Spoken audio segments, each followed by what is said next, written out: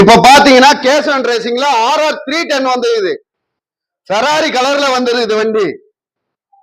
இப்ப பாத்தீங்கன்னா அந்த வண்டி 8000 கிலோமீட்டர் தான் ஓடி இருக்குது. வெறும் 8000 கிலோமீட்டர் RR 310.